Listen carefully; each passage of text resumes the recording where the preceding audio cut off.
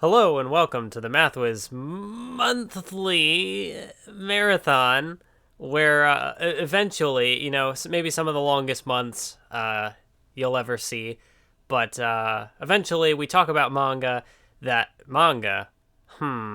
No, that's technically not right. It's been a while.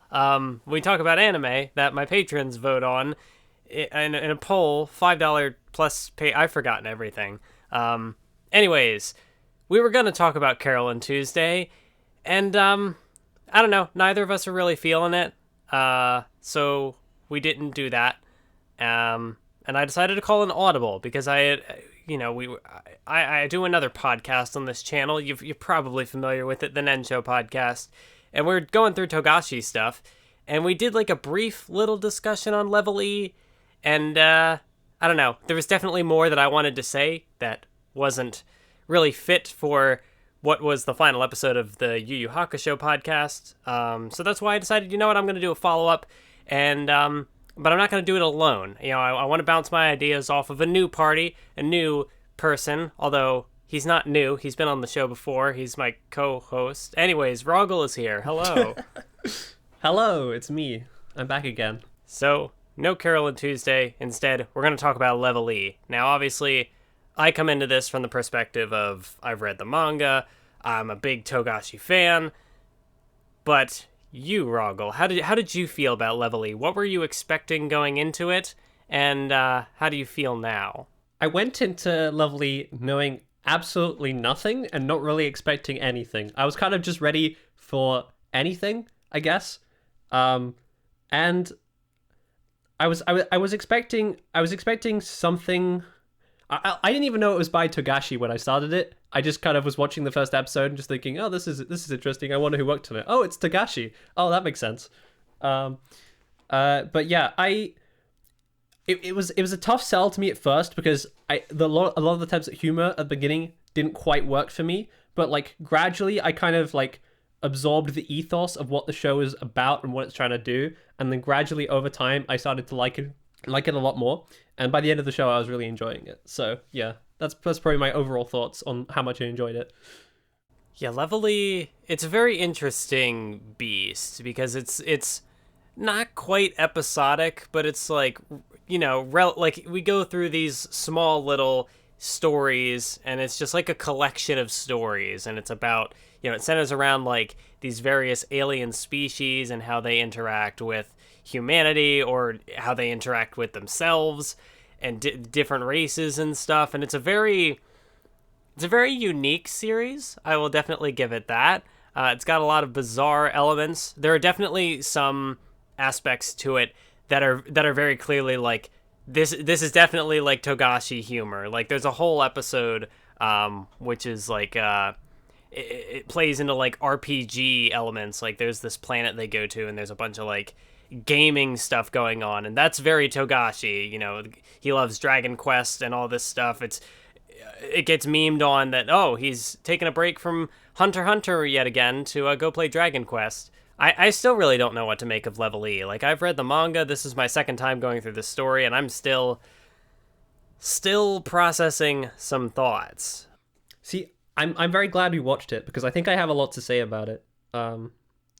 Which is it's not something I can always say about a lot of anime. Like a lot of anime, I'm just kind of like, well, they did this and this was interesting. But I feel like with Level E, like just conceptually on like a bunch of different levels, it's quite interesting because I think it's very telling about who Togashi is as a storyteller and as a person, like what his focus is on. I think Level E reveals a lot of that. Yeah, so we'll get into that once we go into spoilers, I think. So I'd have to say, because again, I'm coming at this from I read the manga before, so I was curious to really see like what the anime brings to the table. And the thing that I liked in a more like general sense is that, it's not quite to the same degree as like a Space Dandy, where it's like the big anthology spectacle where it's got like all these different artists and all this sakuga going on. But each sort of episode or each little sort of story arc that kind of was explored had its own like unique visual, or whether it's like the art style or the way things are sort of animated or the way CG is sometimes used. I felt like each episode definitely had like its own sort of unique feel, and I definitely thought that was it gave the anime a little something extra. It was definitely something that I enjoyed out of viewing it. How did you feel about? Yeah, I particularly liked episode 4 in terms of this particular style because it was quite pencily and sketchy, and I thought that was a very interesting style to go with this kind of like horror-ish narrative of like people disappearing, and like it kind of added to a sense of like unease and like you don't like things aren't quite what they seem, and like people are being shady, and like this it really added to the tone of the episode. I thought that was really interesting. Yeah. Yeah, I think that's the best example that I have of it. I think that most of the episodes are like relatively similar in terms of tone and style.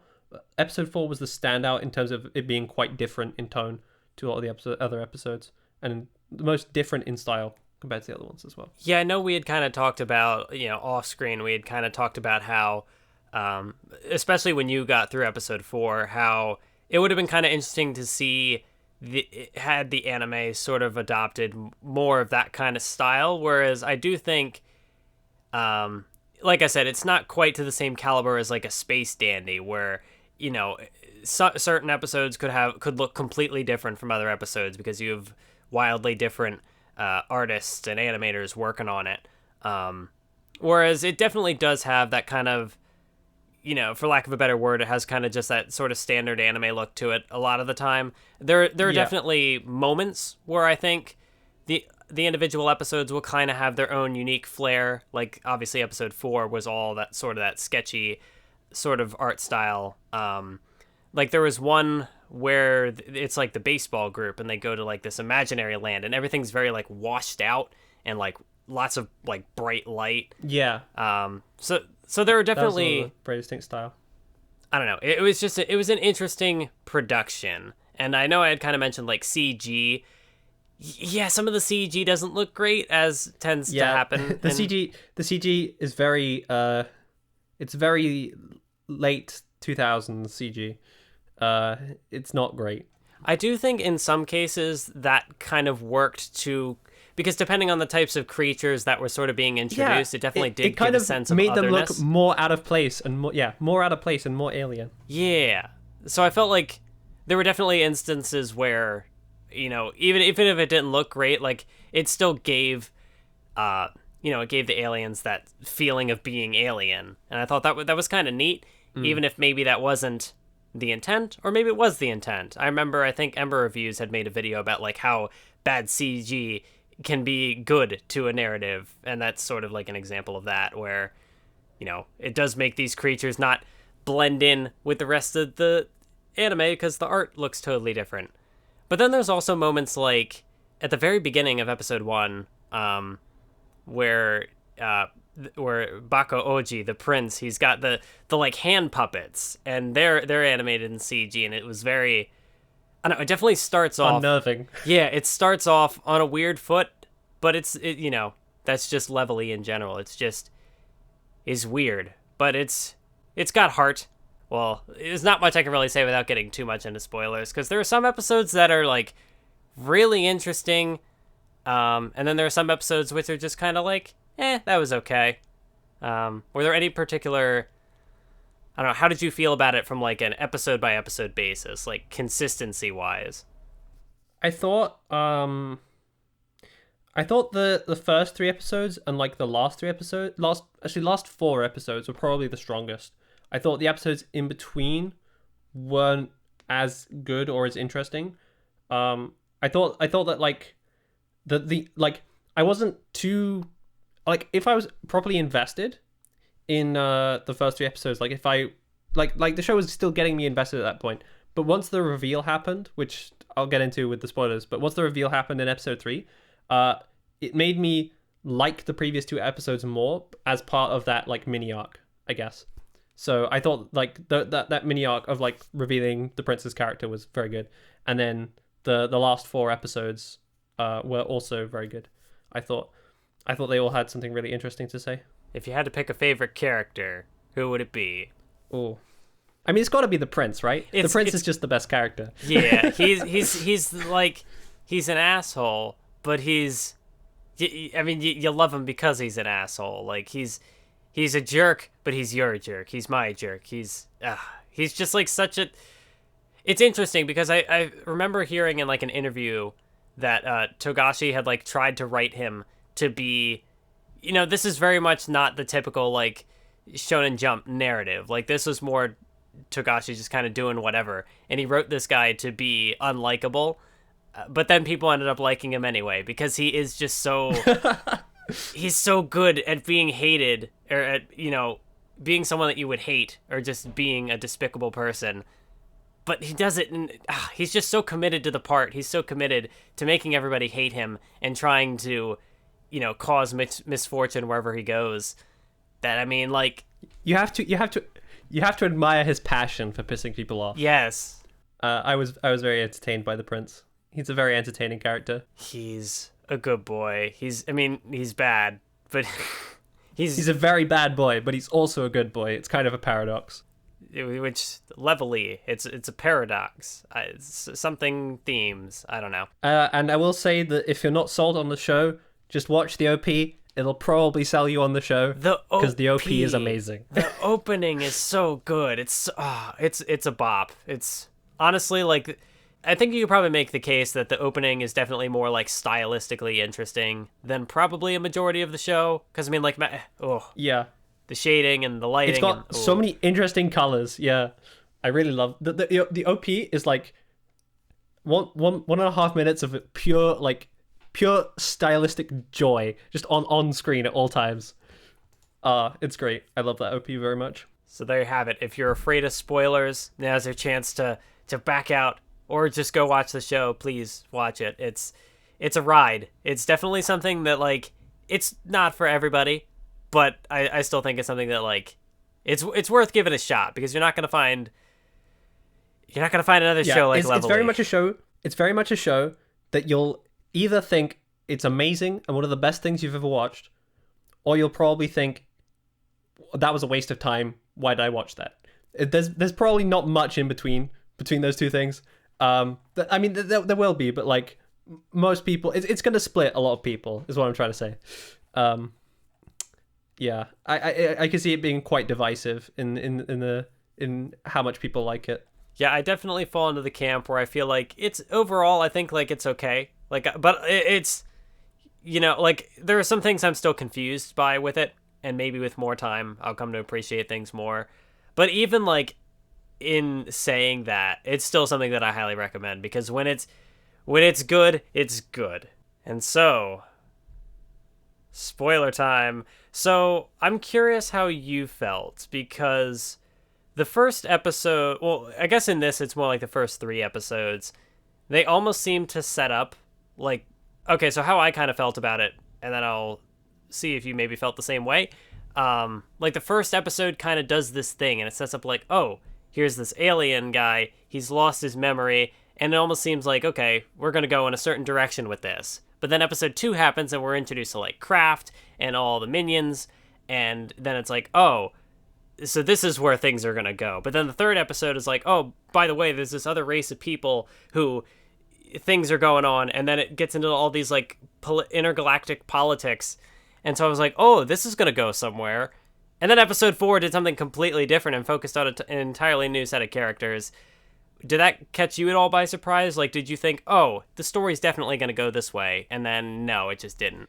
I thought it was pretty clear at least by episode 4 that it was just going to be episodic adventures with the prince, and I was completely okay with that. The fact that it like completely screwed with your expectations, it kind of felt emblematic of the prince's way. Like the prince's way is just to fuck with people, and thus the story just kind of fucks with you, and it sets up stuff and then goes, actually no, that's not interesting, we're gonna do this instead, and just kind of does whatever it wants. And to me, I kind of like that, the fact that it just doesn't care and just does whatever it wants, and just does like, it sets up arcs and then goes, actually here's something else interesting that we're gonna look at, and then just goes back to something else, and then back to that other thing, and then back to the thing that we had at the beginning. And it's just kind of, it's all over the place, but in a way that I really like, because it's kind of like, it's structured randomness. It's chaotic.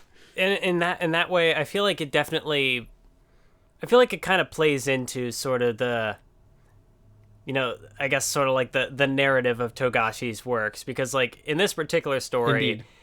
there really isn't much of like an end goal or like a destination. Like we're not building up to anything plot wise. It's kind of just, okay, we're going to focus on this thing. That was interesting. Now let's move on to this next interesting thing. And like none of it really matters. It kind of just like we go from one thing to the next, and it's just like, I don't know. Togashi clearly seemed like he was having fun coming up with these various stories and just kind of doing whatever for a couple arcs. This to me, more than any of Togashi's other works that I've seen, really cemented Togashi's way of storytelling to me. And he is completely concerned with ideas. He's not concerned with really anything else. He's only concerned with the ideas and how he can make those ideas as interestingly presented as possible. So he basically, I feel like he comes up with an idea and then goes, okay, how can I incorporate this idea into a story and have it demonstrated through the characters? And then uses the characters strategically in those situations in order to come up with an interesting either ideological conflict or like a demonstration of a particular idea or concept. And that's definitely how Togashi writes his stories. And it produces some mixed results because a lot of the characters in Level E are kind of one note and they don't really develop or do anything interesting, but like they're still useful tools in order to demonstrate these concepts that he's like using and these strange ideas that he has. So his characters in Level E are like, so say with Hunter x Hunter, he has a long time to like carefully flesh out and develop all these characters so that you get attached to them. But with Level E, he's much more concerned with like the utility of how they can be used to communicate his ideas. And it's very efficient, and I can respect that. But it's not a narrative that you're likely to get emotionally invested in the same way that you might Hunter x Hunter or Yu Yu Hakusho, I suppose. Yeah, because I know like when we're introduced to like the first set of characters, and there's like Yukitaka and the girl whose name I can't remember. And yeah, like he's just sort of the very generic kind of like sporty sort of, I don't want to say thug, but like he definitely does have that kind of like punk air to him, and they even like call attention to that. Yeah. Like, oh yeah, you're just one of these. These characters kind of just come and go, and it's very clear to me that you're not really supposed to get that attached to them. You're supposed to see them for the abstracted concepts that they represent, rather than like actual characters to get invested in. This is very much like, to me, this felt very much like Hunter x Hunter, but like compressed into a really small space. And like you lose something when you do that, but like a lot of the key concepts and ideas that make Hunter x Hunter work are still in here. And that's what makes it so interesting, I guess. Yeah, because I definitely think, as far as like using characters to be sort of like vehicles for whatever ideas are being got across, like you have the 5 elementary school kids who form like the Sentai team, and like they have their conflict, like the first round where they end up in the RPG planet, but then like later they come back, and there's an episode with the kid who's moving. I don't remember his name, but he comes across the like mermaid girl. See, I want to talk about episode 10.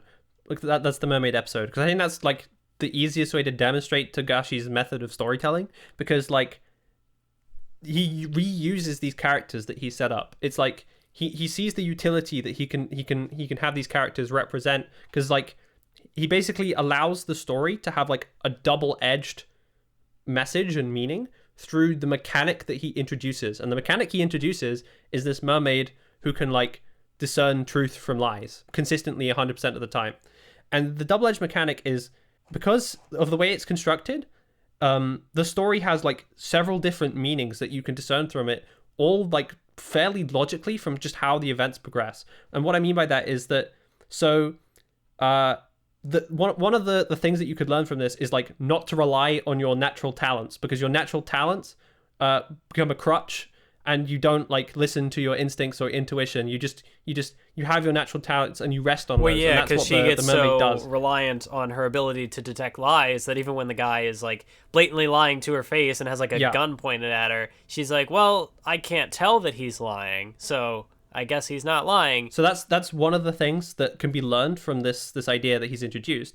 but it's also about how like lying, it doesn't help, and like being deceitful to your friends just kind of like hurts you in the long run, and doesn't really like it like it seems good in the short term, but like it doesn't work.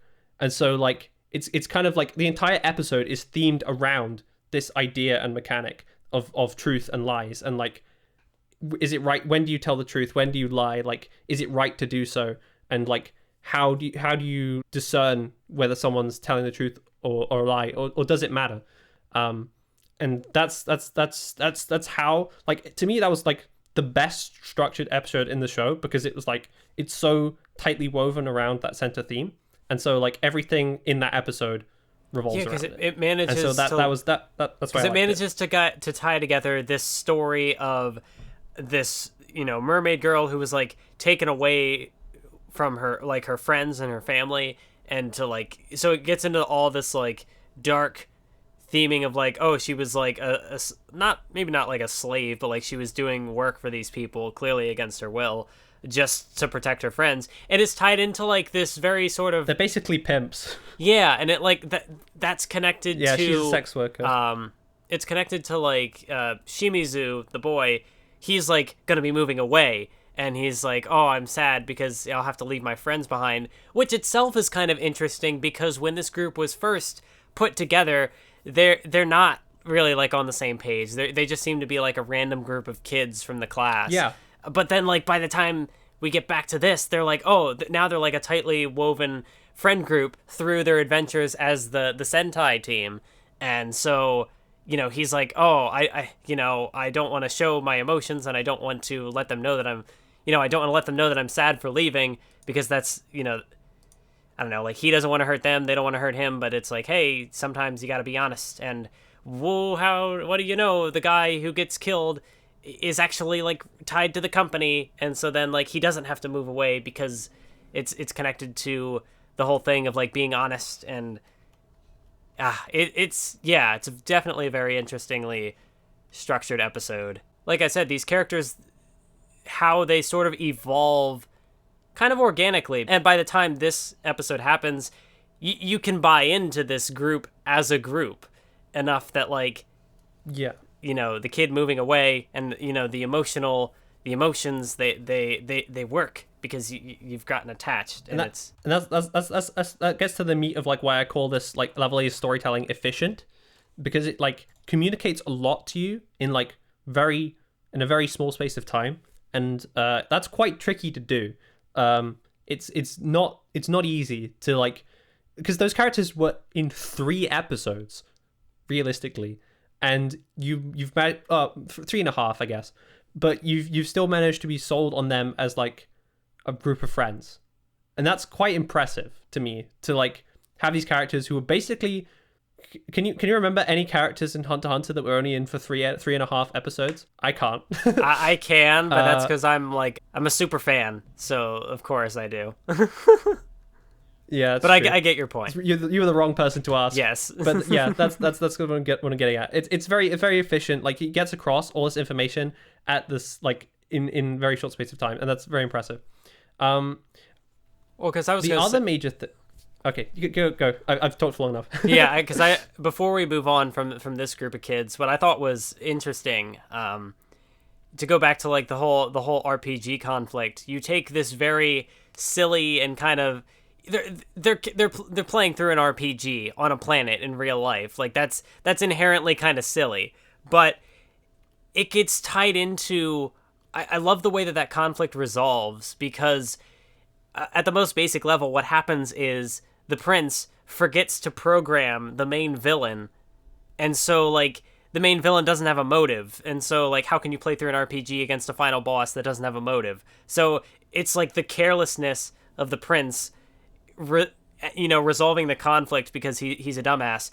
But within that, you have the story of this character who was like created and brought into the world, not having a purpose, not knowing what to do, and so they're able to, they study books and stuff, and they are able to distinguish, like morality and like right from wrong, and so they end up resolving the conflict themselves, because they're like, I don't want to be like this person who is very clearly not a good person. And so it's just interesting to get that sort of like blank slate morality purpose sort of like discussion wrapped up in this silly RPG setting of these elementary school kids who have these weird attack names and all sorts of goofy antics, but it tethers itself without getting like too caught off in the weirdness. Like it tethers itself with the emotions and like it's good. The Demon King's arc is kind of like Meruem's arc, but in like very, very miniature. So yeah, I guess I can see, like, it feels like to me, because like was this written before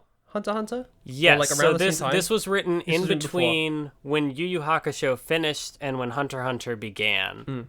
Yeah, that makes sense to me, because like a lot of the ideas in Level E were like seem to be like fleshed out in Hunter x Hunter. Like the you can see the seeds of them being planted here, and like clearly Togashi was just like, okay, well, I think I can expand on these ideas a lot more, and I can write a lot more about them. So he used that as like a springboard into his ideas and how he presents them in Hunter x Hunter. And I know you haven't finished Yu Yu Hakusho, but I have not.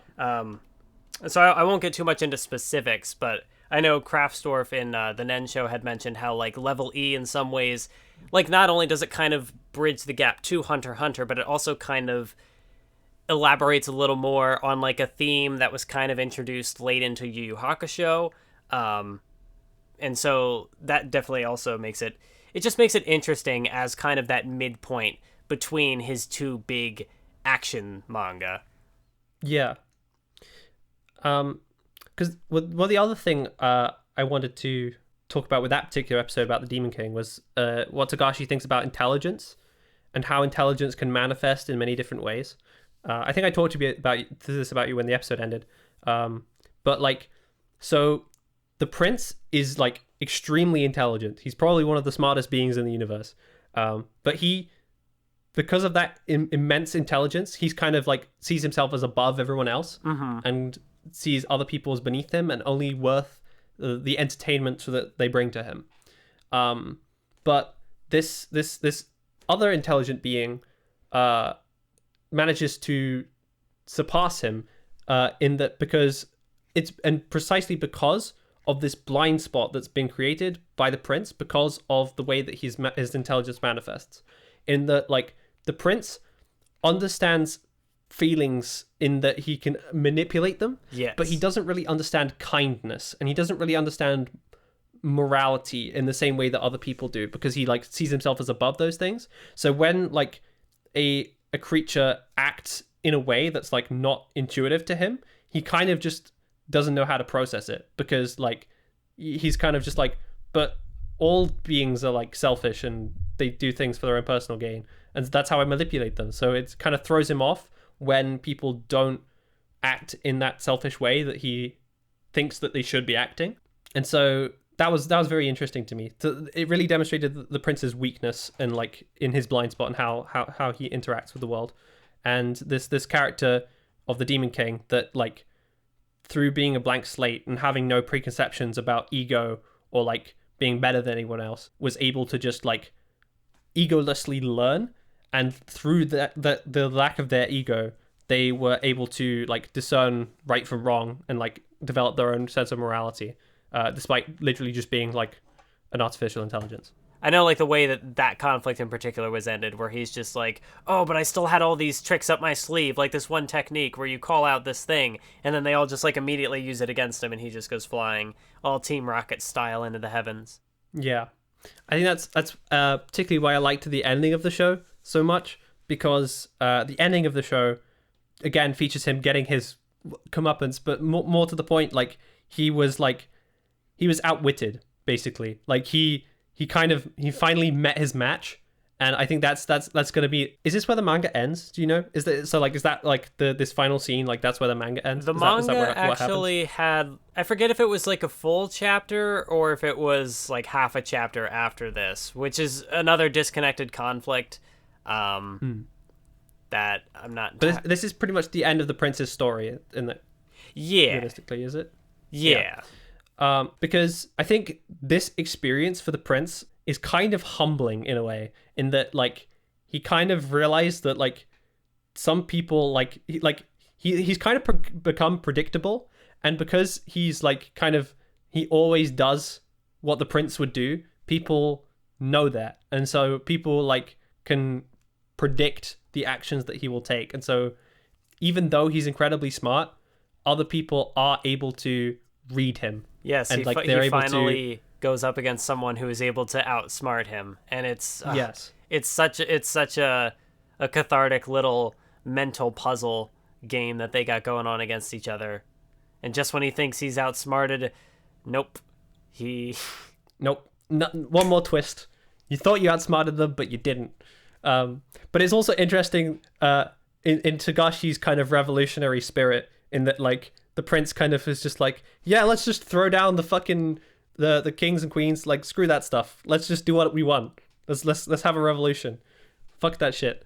But then kind of like I'd be very interested to see where like things would go from there. Like what would the prince do now that he has been legitimately married to the princess, and now that like the princess has kind of humbled him by besting him, basically. Yeah, that's sort of an odd consequence of the twist, is that you have like that minor planet which is kind of like subjugated under this other planet, and so you have like the revolutionary forces who are trying to like get out of that. And so the prince is like, yeah, sure, I don't need to rule, we can just dismantle the kingdom, whatever, it doesn't matter to me. But then like he ends up getting forced into it anyway because the princess outsmarts him. But then like as a result of that, like it doesn't really change that situation. Like the poor revolutionaries are still stuck. That's the thing. But like that's why I say it'd be interesting to see what comes next, because like it's pretty much in a situation now where anything could happen, because it's not like the prince has kind of lost any of his motivations or like changed his like way of thinking. Like he could very easily still do that, but he'd have to get the princess on board. I'm not really sure. It's hard to say because we don't really know the princess's true character, because she was acting this entire time. Well, like all we really knew about her was that she was crazy about the prince. Like, they frequently called her like a psycho, but it was in a way that like he eventually was like, oh, okay, you're just my... Because at first he's like, you're my type, but you're like a little... Indeed. Like she apparently she wasn't like clever enough. Like he doesn't want it to be boring. Yeah, and then she proves that the prince doesn't care not. About intelligence. He just doesn't want her to be boring. Yeah. Yeah, because she seems like she's very one-track minded. Like she's all about the prince. But then she's like, "Ooh, I'm gonna throw all these puzzles at you," and then suddenly he's like, I see. Yeah. He really like. He really wants. He really wants to be entertained. That is his entire motivation. He finds life dull and wants things to like spark his imagination and do random stuff just to not be bored. I suppose that almost makes it kind of ironic, because like he, part of the reason why he's able to have so much fun is that, he sees himself as above everybody else. But at the end of the day, he needs an equal. He needs someone who can like match his wavelength and kind of, stand up to him. And so that's exactly what he gets. That's the most interesting part to me, because like now he has this equal. I think he might be content with that. Like he might be able like content with this like this battle between him and his equal in this like never-ending like battle of wits, that he can like try and outsmart her and she can like fight back or whatever. And like it's kind of like implying that kind of the rest of the universe might just be safe from his antics for the foreseeable future. Because it does. He has this new challenge. That, and like the story does end because like all throughout it's like, oh, the only ones who aren't aware of all these aliens here are the Earthlings. But at the end of the story, the Earthlings are aware. They're aware that there are all these alien species, and so like it's a new future as all the all the different races and whatever just kind of like mix together and live in harmony or something. I don't know. Well, it's implied like a great change. Yeah, and that's very much in line with Togashi's revolutionary spirit, in that like it's a huge shift, and it's not really certain what that will bring. And I think Togashi wasn't really sure himself when he was writing it, and that's probably why he ended it there, because he wasn't really sure where to go from there, because there's so many places you could go. And so I think he was kind of just like, I'd like to leave this story open-ended, because like in order to say where exactly this would go would kind of defeat the point. Because like the point is that there's so many places that open up now. especially because of if where we the story are starts off. to sort of assume based on the events within level E. Like you have the one race which is out to like marry and like end up what's the word I'm looking for? Like exterminating entire races. You have the obviously the one breed from episode 4, which I found to be really interesting even when I first went through it. Because you have this sort of like a race of cannibals, sort of. You have this like this family who they are like motivated to just like consume because that's the way that they reproduce. However, their planet is destroyed and whatever, and so they're then put at a point where like they can't, but they still have like that need to like consume. And so then you get almost like a sympathetic sort of angle on these cannibals. Or I guess not cannibals because they're not eating their own race, but like these people Human who are like eaters. murdering and like consuming other living beings, but they're portrayed in a sort of like sympathetic light because they're obviously not. It's not something that like they want to do, but I don't know. What is this, Tokyo Ghoul? I don't know. There are definitely interesting ideas, and like I said, I don't think I fully understand all of the ideas involved here, but there's definitely a lot going on, and like each individual conflict brings with it a bunch of new ideas. Like there's a 2-episode thing focusing on like gender, which is a thing that Togashi incorporates into Yu Yu Hakusho and Hunter x Hunter. It's an idea that Togashi has shown in the past and like continues to show some level of interest in. And so like we have this episode on what I'm guessing was supposed to be like a trans guy and how that like connects to this race of creature who like only they have to like breed to continue their race, but also it like exterminates other races. And I don't know. I'm glad you touched on that because I wanted to bring that up more because I think that like a lot of the episodes in this are kind of about sex in a way, even like the prince's character in himself in itself, like his design is very feminine. If you just glanced at him, you could be completely fooled that he was a woman, and I think that's very intentional. I mean, think there is even the ambiguity point in his appearance is very intentional. Yeah, I was gonna say there's even a point in the episode focusing on the character, and the episode that's like focusing on gender, where he even makes the joke that like, oh, I used to be a woman, and they're like, what? Because like for a moment they're like they believed because him. it's believable. Yeah, because it is believable, and I think that's like important because like I think considering when this was written, I think questioning those ideas of like strict masculinity or strict femininity and like the binary in that way, I think this show kind of implicitly questions a lot of those ideas, and so in that way it's probably quite ahead of its time in terms of the manga, at least as far as Shonen Jump goes. I would definitely have to agree. In terms of like most mainstream stuff, but and it's not the only episode that's about sex because like there's obviously still the sex worker because that's what the mermaid is.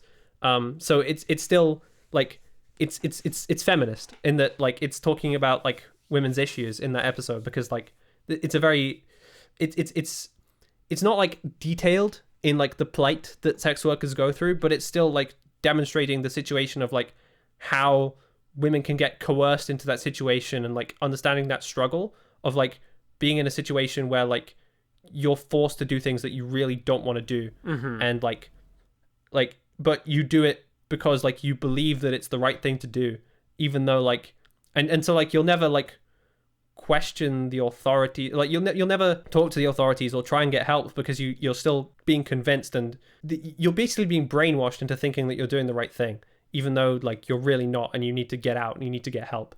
And so yeah, that was definitely an episode that was very much about that. Like sex is quite it's touched on in most of the episodes in this show, I would say. I mean, yeah, I'm going through my screen caps, and definitely even in like the RPG conflict, there are several different outfits that like the prince wears because like he takes the role of like the princess because it'll be fun, even though that's what ends up making the game more difficult because he's no longer in control. And one of the funniest scenes probably in the whole story is the one with the guy who kidnapped him and was like, oh, basically just a bunch of like sex stuff, like, oh, what toys are we going to use? And it's like, no, we're not going to do that. And it's just like this AI that's like programmed to do these things and then trying to process like everything that the prince is like shutting him down, and eventually it ends up he ends up escaping through like this like role play thing, which is just like, you're the student and I'm the teacher who forgot you, and then he just leaves, which is, Yeah. I don't know, it's just, I find that very funny. Because even then, like, it's like touching on these ideas that are like very outside of the norm for a mainstream audience, I guess. Like, BDSM is not really like something that's really talked about. Definitely in not mainstream circles, something especially that- not in 1995. I was gonna say, Or it's whenever definitely this not came out. something I would expect to see in a Shonen Jump manga, which is, you Yeah, know, like the definitely not. magazine that has, you know, like your Naruto, or, you know, like the more, I don't know, like I definitely don't want to say that that's like all Shonen Jump is, because they do have different genres and whatever, but yeah, it's more aimed towards like younger audiences, mainstream audiences. So yeah, that's definitely not something you would expect to find, and which is very much like just what Level E is. It's like not your conventional Shonen Jump it's weird. narrative. It's just Togashi being, It's very much concerned. it's just Togashi doing whatever. Yeah, it's very much concerned with outsider narratives and like the idea of like abnormal things and like people who don't quite belong in the society that they're in. Yeah. And like the questions of like, who do I really have loyalty to, and like all sorts of different questions about identity. So it takes like that's a these big- very grounded issues and then just like portrays them through the supernatural. Yeah, and so a lot of the meaning is subtextual. You kind of have to read into it in order to like really get it. But like, because like the stories don't really like try and tell you anything, and they don't like explain themselves. It's interesting. I'll say it's interesting. Yeah. And like I said, there's a lot that I'm still trying to figure out. I know when I first went through the chapters with Mikisa and the Machbach queen, definitely like when I went through it the first time, I was like, I'm not quite sure what the takeaway is from this. But after going through it, I think I kind of, what my takeaway ended up being from it was that, you know, obviously you have the Kraft and that gang. And by the way, Kraft is he's a very fun character, because he's like, the prince is his ultimate foil, and he's always trying to do whatever he can to be free of the prince, and often he's the butt of the joke, and so you definitely have to feel for the guy later on. Like, there are definitely some scenes where he, like, when they get teleported away and he's just like, and you think he's like, oh, he's coming up with a solution, but he's like, how do I get rid of the prince but save everybody else? And like, yeah, it's very much like taking these like serious looking scenes and like even looking at the way it's framed in this forest with all the colored lights And subverting them. Yeah, and then it's just like, nope, can't do it.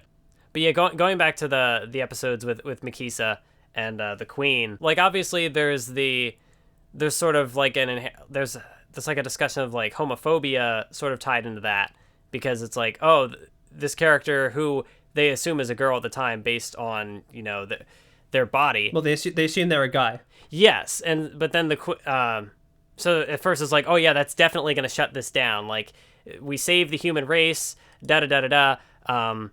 But that's obviously not the case. And to begin with, the character, which maybe it's just more of like how the manga was translated. The anime adds like an extra scene to it too that makes it very clear.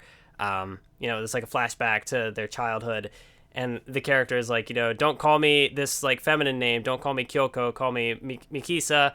And they use ore instead of watashi or boku or whatever, which is, they're like, oh, the male pronoun, even though, but whatever. And so like, I feel like that sort of with the way it's framed, it almost inherently kind of gives this like, maybe that's not the takeaway, but what I kind of get from it is like, oh, the characters are all like fear mongering about like, oh, if this relationship happens, it's going to be like the end of humanity, which I mean, like, obviously it's because of like the actual like narrative reasons that like the queen has that ability, that gene, which just like destroys, you know, it forces the whatever species they interact with to go extinct.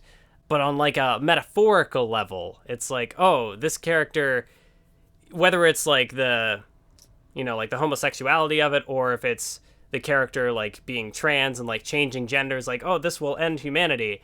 But obviously they find a solution, which to me I thought was like the important takeaway was like they find a solution that not only like saves humanity, but also like allows this character to be the gender that they always felt that they were. Like they're always asserting that, oh, I'm a guy. And so it ends where they change their body and they're able to just kind of live on anonymously as a guy. Yeah. But it's like it's not done in a way. End of the world. Yeah, I don't know. I'm bad at phrasing things, but hopefully something of what I was trying to say got across in there. Yeah, that's interesting. I hadn't really considered that, and I think there's definitely. I definitely wanted to leave this episode kind of to you because that's more your area of expertise. But that's really interesting because like it kind of is this idea of like if two, you're right about the homophobia thing because like if two girls or like two guys, and if that like if they love each other and do whatever, if this spreads to this like this virus across the entire globe, everyone will be wiped out and there'll be no children anymore. And this kind of like fear-mongering idea about homosexuality, and then kind of like turning that on its head by like allowing the heterosexual relationship to stay, because that still occurs because the clone of the girl who's now a guy, the clone of the guy is still able to have that heterosexual relationship, but the trans guy is still able to exist. These two things can still coexist, and it's kind of like implicitly saying, "Don't worry, like it's not going to end the world. You're kind of just like talking about nonsense here, and also that like these things can coexist. Mm-hmm. And it's not gonna. It's like one of these things is not gonna like cancel out the other. It's kind of like a call for like coexistence, and like we can all get along. Like we can all coexist. There's room on this planet, enough on this planet for everyone. We don't need to play favorites. Yeah, because I definitely think it could have been really easy for this story to be framed in a way that, like, oh, the alien race changed this character's gender and, like, made them a man. And so, like, oh, clearly that's the bad thing. Like, we have to stop that. But that's not how the story ends. Like, it doesn't... Because, like, the characters do try to, like, reassign the gender, or at least, like, get whatever the change... You know, there was like a medical part where they're like, oh, we have to try to save this character, and kind of like undo what was done. But that doesn't end up being the final solution. The final solution ends up allowing this character to exist as, you know, the gender that I definitely do think there's a degree to which I think Togashi definitely, like in Yu Yu Hakusho, this was present as well, where I felt like he was trying to get across like a sort of like feminist message and also discuss gender, and in a way that didn't quite work. And I feel like with this one, I don't feel like it's potentially as problematic as you know, the scene in Yu Yu Hakusho in, you know, like early in the Yu Yu Hakusho with the one I know the one character. And even then, like, I wouldn't call that scene inherently transphobic. It's just messy. And I feel like this one is still like a little messy because, as I said, like, there is a degree to which you could read it as, you know, trying to, like, buck the heteronormativity of, you know, there are these two girls. But obviously, you know, it ends with one of the characters transitioning to be a guy. So, you know, I feel like there's only so much it can say with regards to homophobia, because it does end up being, you know, a quote-unquote straight relationship. But then there's also, like, the trans narrative in there, too. And I feel like maybe there's a possibility, or not possibility, but there's a degree to which those don't entirely mix. It's kind of trying to cover too much. It's trying to cover too much at the same time, and it's not really like considering how all those things intersect, and kind of trying to talk about too many issues at once. Yeah, and kind of coming across as a bit muddled. And I feel like maybe there's someone who respect has... it for its ambition. Yeah, I was gonna say maybe there's someone who has like read this or has watched the anime and has a more, you know, seems to have a better understanding of what the overall message was. And definitely, like I said, you know, I've been saying that I don't entirely fully understand everything that Level E is going for. And like I said, this is one that I've gone through twice now. And the first time through, my understanding of it has changed a little bit, and I definitely still feel like there's more, because there's a degree to which I'm still kind of trying to like, I'm waffling about and trying to find the words. So I think there's, maybe if I went through it again, maybe I'd have a slightly different interpretation, but that's how I feel about it at this point. I definitely feel like it's a show that's more interesting to dissect than maybe it is to watch. Because Togashi just has a lot of interesting ideas, and this is definitely something that demonstrates where his talents really lie. So yeah, I mean, like, we've managed to talk for almost an hour already about this, so it must have something to say. Yeah, I guess, part of that could come down to, like, episodic stories are kind of, they take a little longer to sometimes dissect because, with each conflict being self-contained, there are self-contained ideas to be picked apart and looked at with this thing, and then you move on to this thing. And although then again, we did cover like Nozaki-kun, and we only had so much to say about it, and that was kind of episodic. Yeah, some episodic stories can tend to like rest on their laurels a bit and just be quite formulaic and not really try anything interesting, I guess. Whereas Level E, like, you can't really accuse it of being formulaic. It's very different every single time. I also think it's kind of funny.